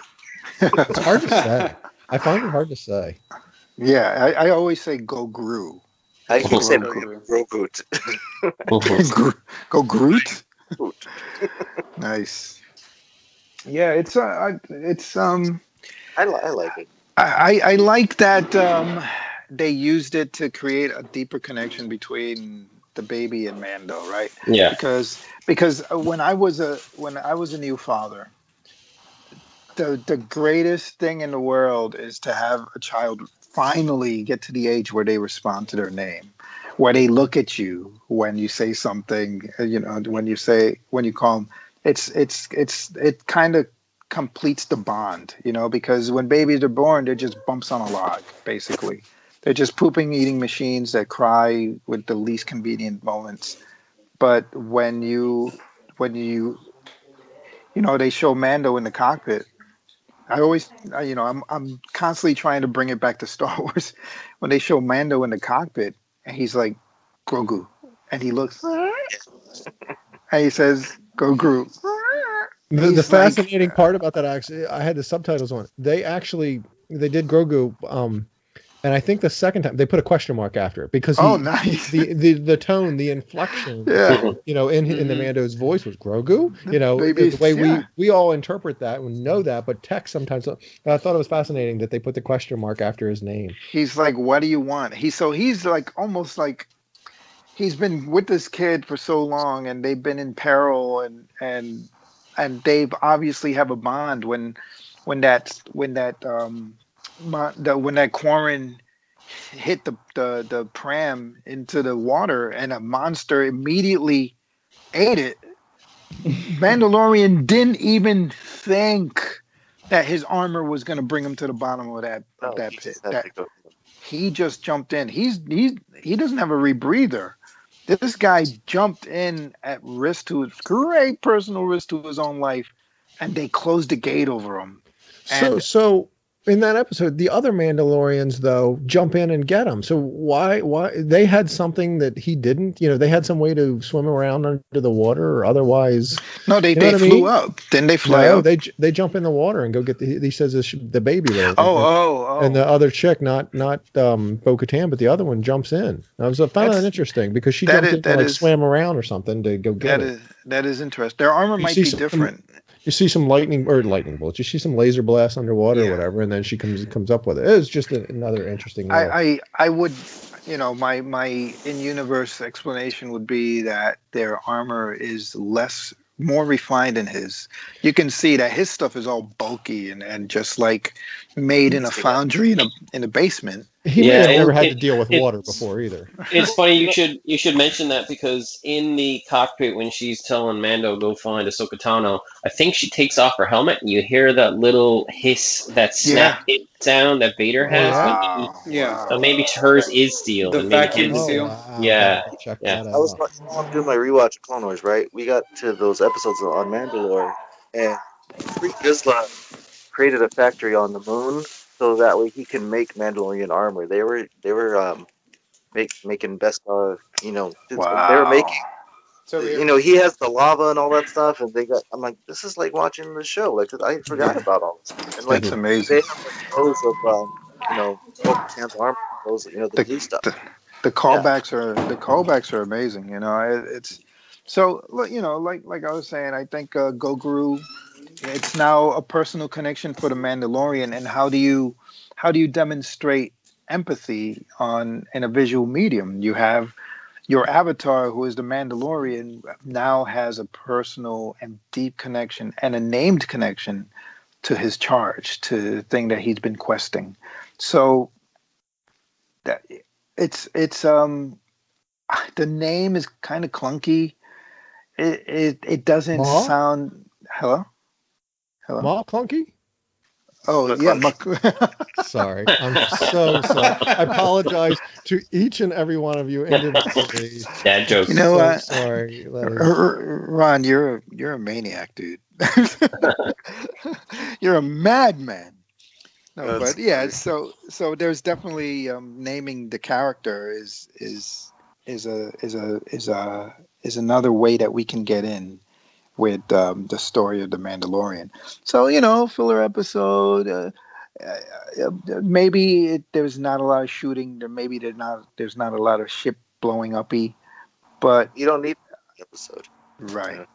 right. I So mean, how good is look, the storytelling? Like you said, they're showing the bond, and then everything's destroyed. He picks up the ball from the dirt, and yeah. that's like it Dude, hits you right I there. was, I'm not, Yeah. I'm not a crybaby or anything, but I was like, the way Fennec Shan and Boba Fett were watching him just pick around Yeah, the wreckage of his life. It reminded me of when twisters go through, yeah, the the belt, what do they call it? The twister belt?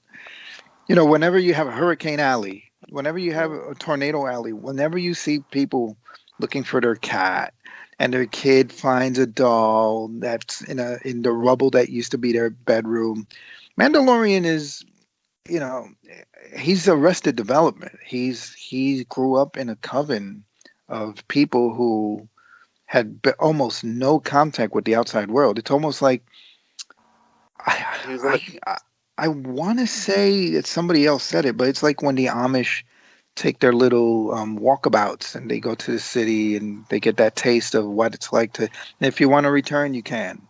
But this is what the real world looks like. This guy,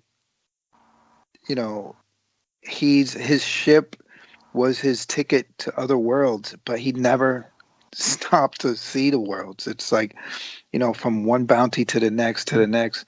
He's been working for the Covenant for so long. Now he's all alone. A friend of mine did 20 something years in the army, and he got some. He's been in a couple of campaigns overseas, and he was very well decorated and promoted, very accomplished at his job.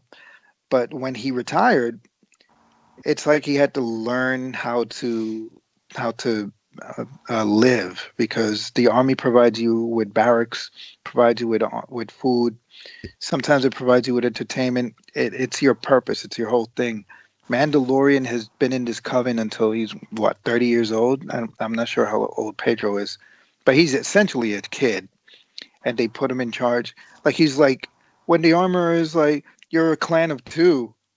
He's like, what are you talking about? I can't lead a clan, even if it is. And he says to Baby Yoda, you're too powerful. I can't train you. He's way above his league.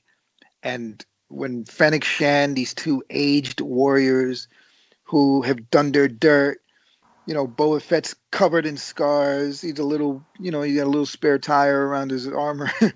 And they're looking at this kid. They're like, man. He's like, why are you coming with me? Yeah, it's like, he's like, why are you coming with me? He's like, well, my deal was to ensure the protection of the child, and we have to stick to that deal. He's constantly surprised by the kindness of strangers. yeah. I found that quite odd in some way. I know I've said about in the Ahsoka episode how she made a promise and then completely went back on it. Yeah, which I found very surprising, given. Well, she said I'm no Jedi in Clone Wars, so. Well, I know, but I mean, she basically went back on her promise. But we'll skip past that one, and then Boba, who we don't really know much about, and we're getting a bit more backstory in his personality and stuff in this one now. Apart from the Clone Wars, but he was a child then. Anyhow,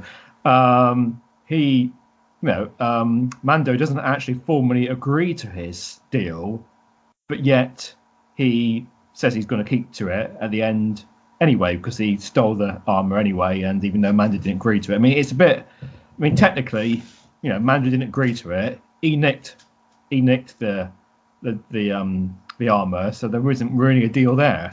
Apart from, you could say, morally, it's there. So you've got the complete opposites then in a case of two episodes. One where she sort of agreed to a deal, but then went back on it, and then another one where they never agreed to it, yet there is a deal. Well, then he tried to back crazy. up the Sand deal too. Mando wanted to jump off the ship, like when Bo-Katan wanted to go attack Gideon. Like he wanted to jump off. I don't think he broke the deal. They were Well, he going wanted for the. to. No, they were going for the weapons, and then she's like, "Oh yeah, we're also stealing the ship," and he's like, "Yeah, I didn't sign on for that." I think I rewatched that one recently. That she changed the deal a little bit on him. There's a lot of people altering the deal, you know, in this season. Probably don't change it anymore. But I mean, you can get into the technicality. I'm just saying that it's just two different things there. From what you see and what you hear, there's two different deals going down there. But I'm all for Boba being the nice guy and helping Mando, because that's what we're getting a lot of, isn't it? In this season, especially, that everybody is Mando's friend. Yeah, it's all quite nice. It's all quite warm. It's all good feeling to it, and it's all lining up for this big finale. So I can't complain, but I do. I've got a bee in my bonnet over.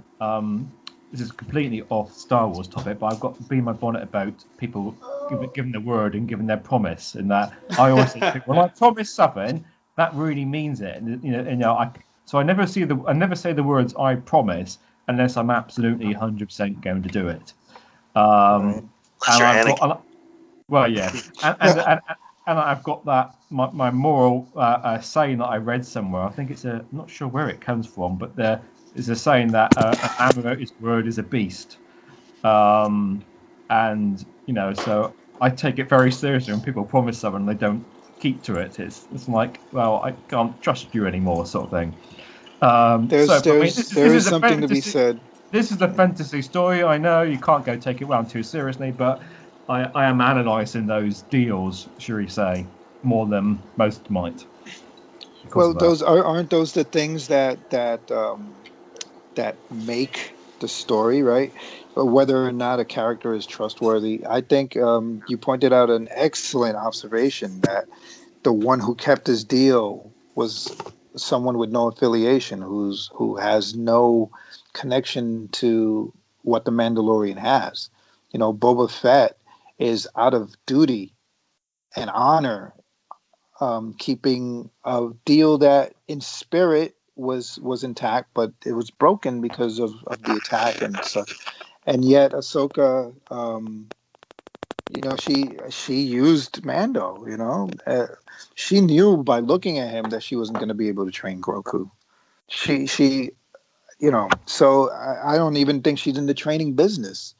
So it's funny that Ahsoka's character has changed to the point where she can use the Mandalorian to get the edge on.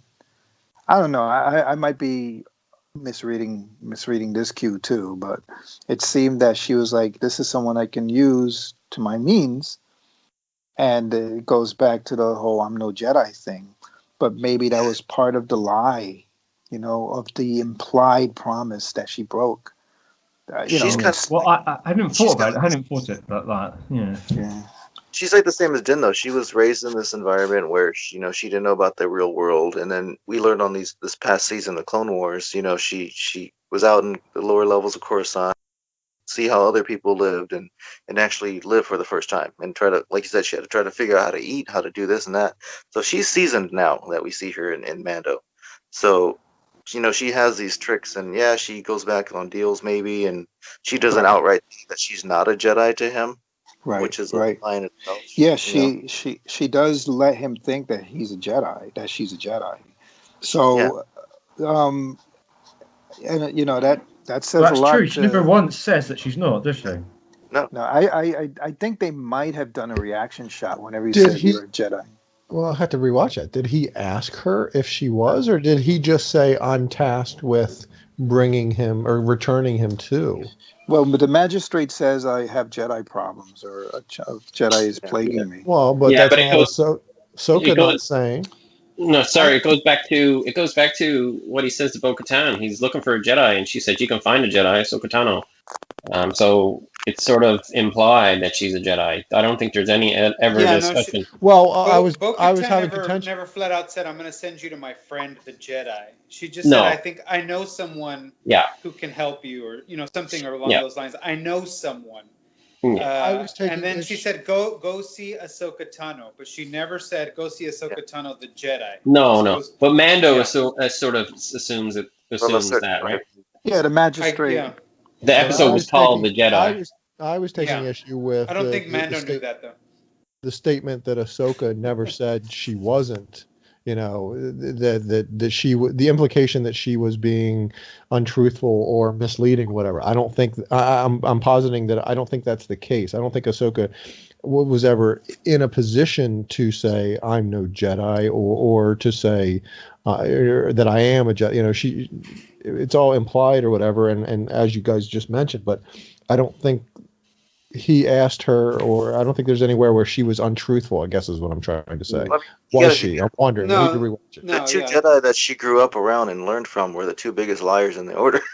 So, with Obi-Wan and Anakin. He had a secret life. Yes. It's not a lie. It's from a certain But the other thing certain is that point of view. Ahsoka actually has said a few times, "I am no Jedi." If you go back into Rebels, she said it, and I think even at the end of Clone Wars, you know, like she said it a few times already. Right. I think in the most recent Clone Wars episodes, she's already said it a few times. I'm no Jedi. And I seem to think there was a moment in the Mandalorian episode where I kind of expected it, but she didn't say it. Yeah. And she's definitely said it a couple of times. Yeah. But does that mean that potentially she could have went back to the Jedi path, like after the purge? That she didn't say it. Oh, interesting.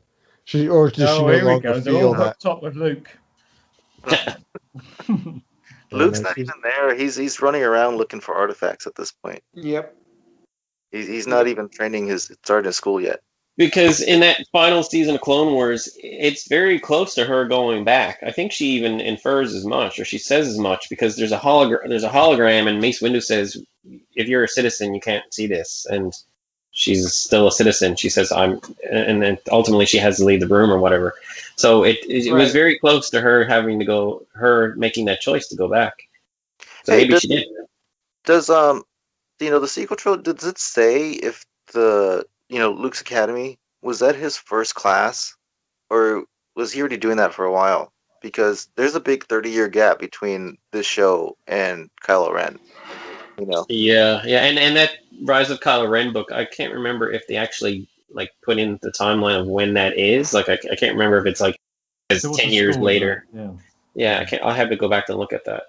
Yeah, I mean, because then that sets up the potential of Luke actually getting him, training him, and then they move on, and then he gets a new set of students, and that's when Kylo comes in and destroys everything. You know.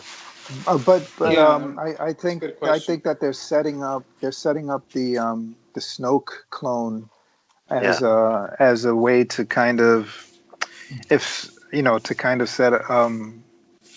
was that definitely a Snoke clone in that episode then, was it? I took another look at it. There's a dent in his head but you got to listen to the sound cue that they play during that scene. It's the Snoke theme from The Force Awakens. Okay. Really nice pickup. Well done. That connects everything together then. So obviously Moff is doing Snoke's bidding. Or the Emperor's bidding. Really. The Emperor's bidding, yeah. In a sense, yeah.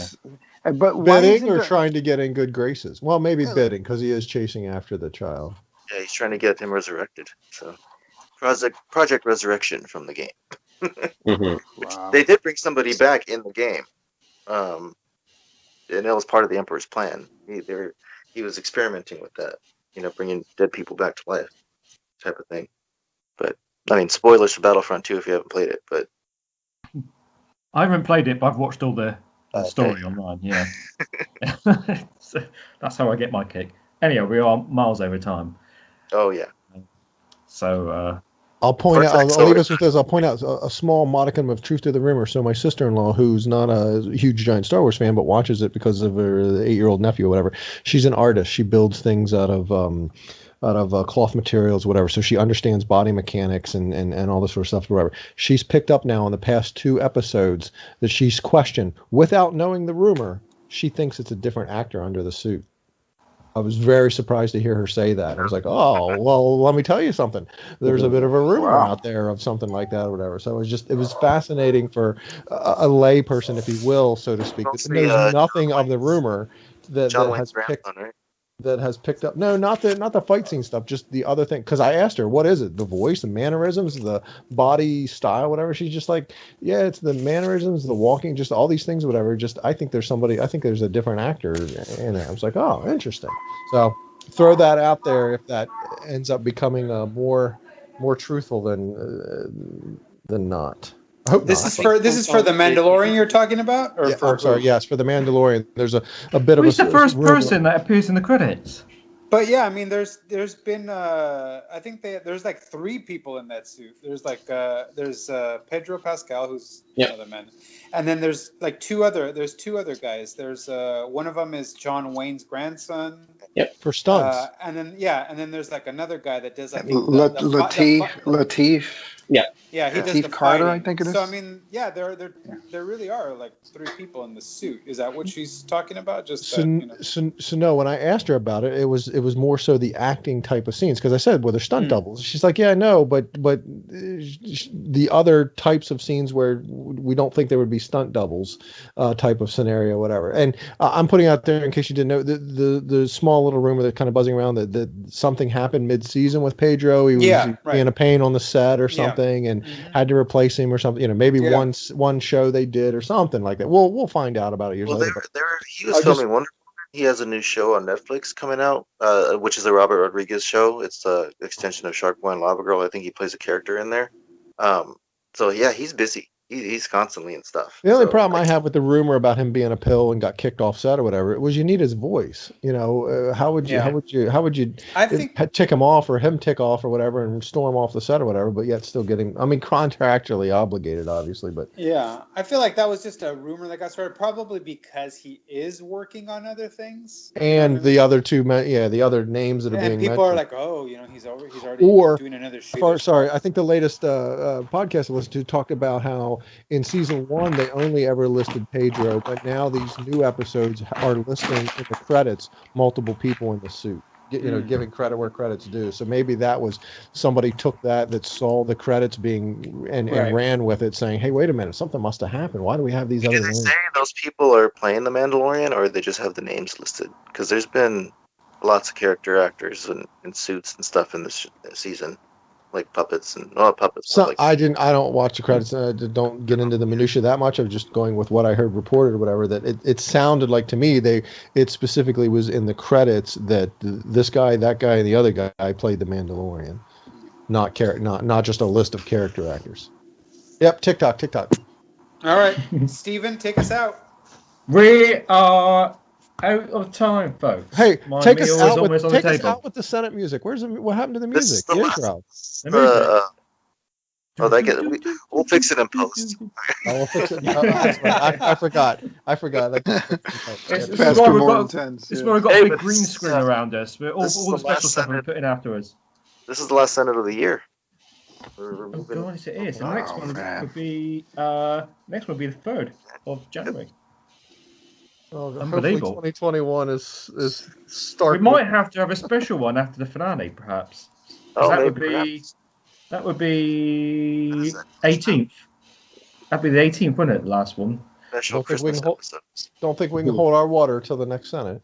Yeah, we can have to have a special one. We'll do the Senate Christmas special. The Christmas holiday special. Yeah. Holiday special. Everyone learn the lyrics to Carrie Fisher's song in the holiday special, and we can just all sing it. So I'll contend if we do a Senate on the 1st, we'll have something to talk about in terms of our, what's new for Star Wars. What'd you get for Christmas? We'd have two of them. Back. That's true. Yes, we'd have 2 of them back to back, but that might be good because then we could Mando and then we could just Star Wars chatter because we're good at that too. We did a whole hour with it. No, there's like so much like we didn't cover because we just talked about Mando. So yeah, there's always content. Yeah, we just binge chatted the last 5 episodes. Okay, folks. See you on the other side. May the force be with you. All right, Steven. All right, have a good one. Thank you, everyone. Cheers. Great talking with each and every one of you. Cheers. You too. Yes, sir. Bye-bye.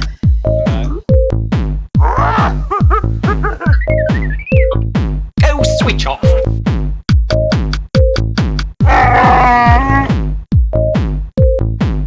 I am the Senate.